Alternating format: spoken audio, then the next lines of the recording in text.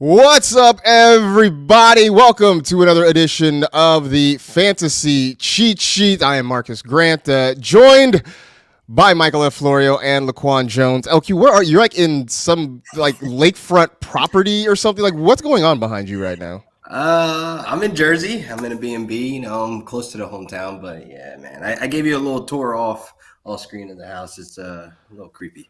Yeah, it's like something from like I don't know, The Omen or something. Like I don't know what's going Yeah, on there's a where you Ouija are. board upstairs. I put that in. Wait, are you serious? Is there really? Yeah, I put that right in the drawer. Shut it. I put a Bible on top of it. That's the type of vibes, man, that we got here. Oh my goodness. Well, stay safe out there in the meantime. We got the fantasy cheat sheet for you a little bit later than normal. Look, I promise you we're going to try to hit a consistent time. Ideally, we would like to do this at around 1 o'clock Eastern on Thursdays. It just so happens that the last couple of weeks, we've had other things going on. Last week, we did an episode of Fantasy Live around that time. This week, not nearly as exciting. We actually had meetings. Administrative, like all hands, media group meetings that we had to sit in. And so that's why we're here a little bit later. But for those of you who are here, we're certainly glad to have you here. Of course, you can jump into the chat if you have any questions. Otherwise, we're going to jabber at you for about 25 minutes or so. Of course, the podcast is out, so be sure to check that out. Yesterday, Florio and I went through a handful of hype trains or smoke screens. We talked some news headlines as well. One of the things we sort of dove into and didn't get into in any real live long way is some of the rules changes that hit this past week across the NFL. Florio, you and I talked briefly about the kickoff rules and the changes there and what that means, especially in light of Cordero Patterson signing with the Pittsburgh Steelers. But Laquan, I want to get your thoughts on this. I mean, CP in Pittsburgh, new kickoff rules. Are you excited about this? Does this mean something for you? Yeah, I mean, I'm a guy that still plays in those defensive special teams, slots and fantasy. So this is a huge boost for them. And then to see Cordero Patterson go to Pittsburgh or Arthur Smith, it looks a little toxic for that backfield. But I think they're going to really get creative, with these kickoffs, like across all the teams, where we're going to see a lot more points and might get some individual players if you're in leagues that, like a Cordero Patterson that can be utilized as a running back. And also he's scoring on special teams. And if you have the Pittsburgh Steelers defense, you're getting points everywhere. So I kind of like this move, man. I'm really excited to see how some of these teams are ready to utilize this new rule. Yeah, I know lots of folks were sort of trying to project what this could mean for some special teams, for some kick returners. Not really sure if we all have a certain handle on it, but I think the general takeaway is that you're going to see more returns, and that means a chance for more touchdowns and maybe more points coming from special teams units this year.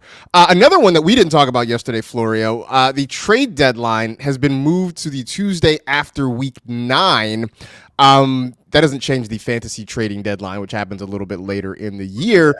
But, I know it's hard to maybe come up with an immediate sort of takeaway, but it does feel like this is going to change some rosters because now teams have a longer runway to kind of figure out what they need and then make moves accordingly.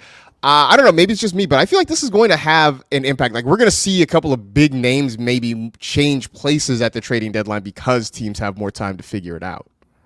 Yeah, and I think teams have more time to be realistic with themselves. When like a few years ago, it felt like the trade deadline was week 4, and it's like, okay, everyone is still alive at that point. Like teams aren't going to want to blow things up and trade superstars, but we have been seeing more in recent years, more in-season trades, and that was the one thing the NFL was lacking, right? Like the NBA, the MLB, the trade deadline is something you look forward to. It's something that you sit down in front of your TV and you just watch the trades as they roll in, or nowadays you're on Twitter or wherever you get your information from. But the NFL kind of lacks that, but we've seen that change the last couple of years. We've started to see some more and more trades. So now, by week 9, teams know if they're out of it. Look, a lot of teams, if you're sitting at like 4-5 or something like that, I think you can convince yourself maybe we can get back in this. But if you're a team that's like 2-6 or something like that, then you should 100% be looking to blow it up and get as much draft capital and assets that you can get. Yeah, I mean, I do think we're going to see more movement. I think that's the reason they wanted it. I think the NFL looked around, as you said, and the trade deadline in the NBA can go crazy. The trade deadline in Major League Baseball sometimes can go crazy. The trade deadline in the NFL is kind of uneventful, and I think look, the NFL is never one to try to miss out on an opportunity for headlines, for social media traction, and this is going to do that. Yeah. By the way, speaking of MLB, happy opening day, fellas. I see you guys both rocking. I know I should have gone and got my hat, apparently. Whatever. But happy opening day to all who celebrate. Out. Classic Mets. Hopefully that is not a foreshadowing for the way your season goes, getting rained out on opening day. Meanwhile, there are the best team on opening day. It all goes downhill. Like that is a fact. The best winning percentage on opening day is the New York Mets, and then it just downhill. Oh, that's funny. Meanwhile, the storm clouds over the Dodgers are more figurative than literal at this point. But what happened in the last week? Yeah, nothing much. No worries. Maybe just the biggest star in baseball being suspected of being connected to a gambling ring. But who He's cares? Innocent. Who cares? It's neither here nor there. We don't have to talk about that right now. One last rule change. Yeah, I know people don't like it, the hip drop tackle being banned, and I get it from a defensive standpoint. And if you're an old school fan, all of that, I personally love it because nothing sidelines players and our fantasy stars for longer than a hip drop tackle. Like Tony Pollard is one that comes to mind. A whole bunch of players have been sidelined by it. So I think this is a good thing for fantasy football. And I saw a lot of negative reaction around it, and I was just like, less injuries means good things for us. We don't need to be telling you about a 6-string wide receiver now if our guys stay healthy. Yeah, I think the reaction to it was just because it feels like every rule change goes against the defense, and I think that was people's immediate response. Was like, it's just one more thing taken away from the defense, trying to slow down scoring. But I think as people started to think about it, we started to get more nuanced conversation. I think a lot more people were like, this actually is a good rule for safety. It's a good rule for fantasy because, maybe some of those guys that get tackled before, maybe they break a tackle now and score. That's just us being selfish. I do like that you could review roughing the passer now. Like, I think that's a win for the defense as well because there's a ton of calls. We're just like, what are we looking at here in real speed? And now some of these guys on defense can make their case of like, hey, I didn't even do anything. And then we'll get more fair play. I'm going to be honest. That's going to hurt my guy, Josh Allen, a little bit. I love Josh Allen. He sells those hits better than anyone. He's a Hollywood actor. He is 100% an actor when it comes to that kind of stuff. So this is going to be interesting to kind of see. And I think we'll get a taste of it maybe in the preseason. We'll see how the officials are calling it. And I think we'll get a better idea of how this is going to go. At least for the hip drop tackles, and then we'll figure out the reviewing, the roughing the passer, and that sort of thing. I think is going to be very interesting. I think it's going to have an impact certainly on the offense. We'll see if that means more scoring or what have you. Couple of things in the chat. Of course, you guys can always jump in and throw your questions in. This one from me. I'm not asking. It's the person's name. Me. Kyle Pitts, first tight end off the board. That was me asking. Was it? Asking for a friend. Me, I'm the friend. First tight end on the board. That feels a little too rich for me. And I know we're all excited about Kyle Pitts. First off the board feels rich. It is. It honestly is. I can't pull him. You got Sam Laporta, Trey McBride, Travis Kelce is still there. Like I can't. There's Mark just, Andrews. No. Yeah. I think fifth is the absolute earliest. Fifth? Yeah, I'm good. I'm good with fifth. I'm trying to think. Because I would take him ahead of George Kittle right now, the way things are set up there. So I think it's some order of Laporta, Kelce, Andrews, McBride, in some order like that. And so fifth feels right. This one from Crown Me Twice. Yo, what up, fellas? I heard it was Marcus's little man's birthday yesterday, so happy belated, Q. Thank you so much. And my grandma's birthday yesterday. Happy birthday, Grandma. Would there be any DSTs that you guys feel comfortable in drafting and plugging all season? So just a set and forget sort of defense. Falcons come to mind for me, man, because they were such an underrated defense last year where I was just plugging them every week. And I was like really surprised in some of my leagues. They were on the waiver wire. Like They were great with takeaways. The pass rush was elevated from the last season where they just couldn't get any sacks. So, like, I think the Falcons are going to be like a top 5 defense with Raheem Morris over there because we know what he can utilize over there, with my Rams. Now he's going over there with a different project, and hopefully they get Calais Campbell back there. He's a veteran that was getting after the quarterback last year. But, again, this is going to be a huge thing, for defenses. I also think it's going to help that their offense is going to be better this Absolutely. year. It's Quarterback play elevated.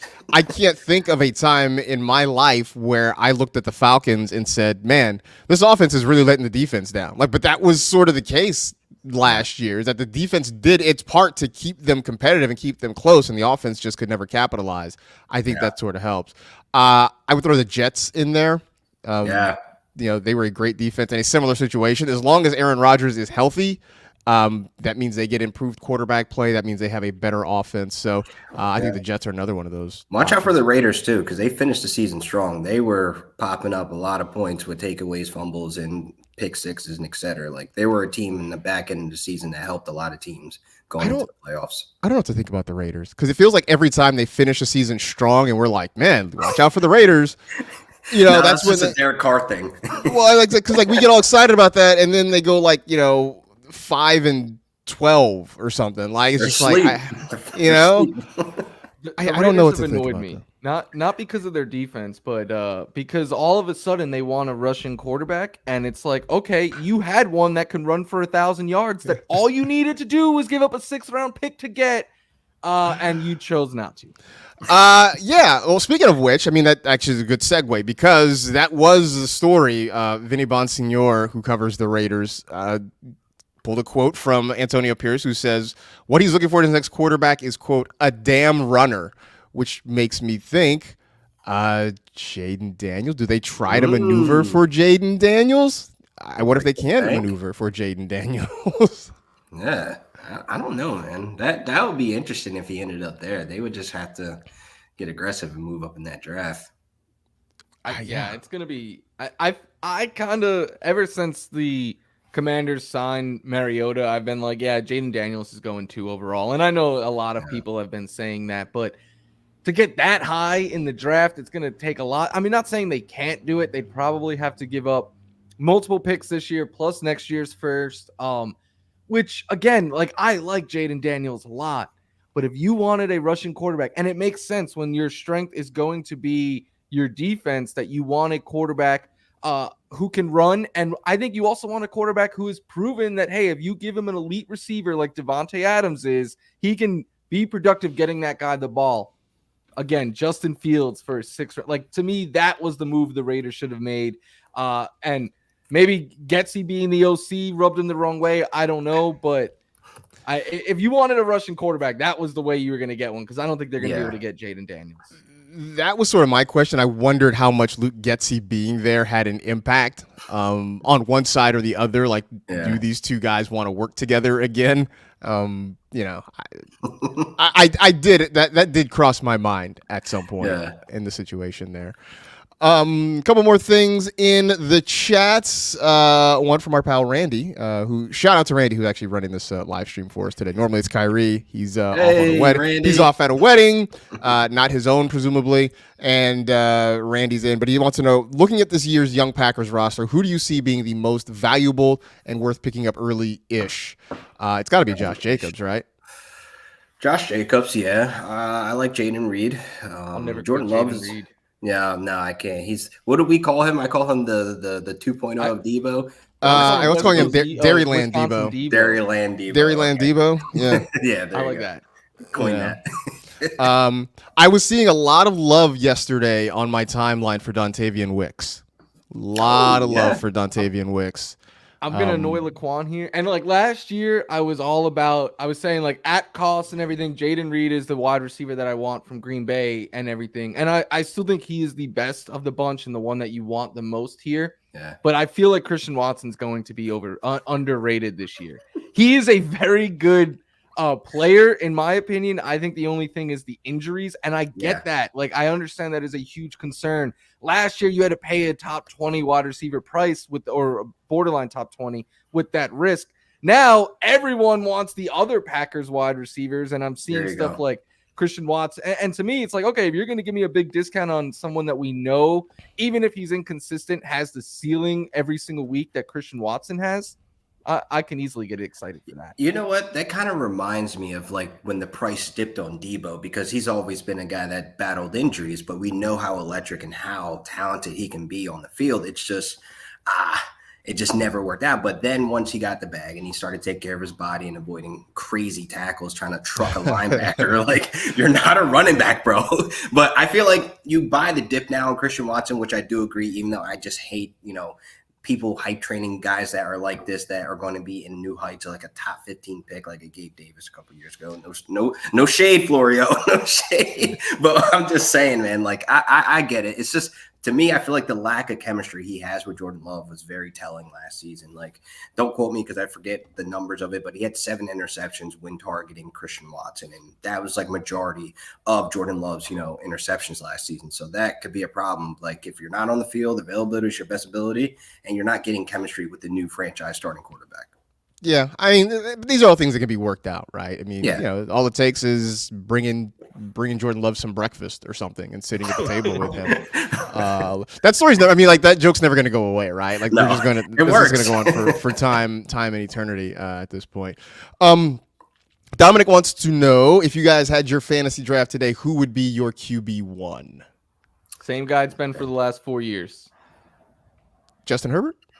No, I'm kidding. I'm kidding. Does he mean ranking fantasy QB1 or who? Because Josh Allen is not going to be on a lot of my fantasy teams, but he will, ever since 2020, I think I've had him as my QB1 each year, or 2021, whenever. I can't really think it. I can't sell you on anybody else other than Josh Allen, man, to be honest. Yeah. You said you're ranking. Who would you rank as QB1? Allen.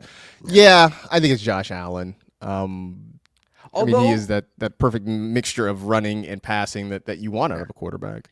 Look, everyone knows that I am the Josh Allen guy, but I will say one thing that I think gets overlooked, and it can change because now he has a whole offseason with Joe Brady, but Josh Allen's fantasy numbers went up with Joe Brady because his rushing numbers and specifically his rushing touchdowns, like your 15 rushing touchdowns is the second most ever in Bills history. You can't count on that again next year.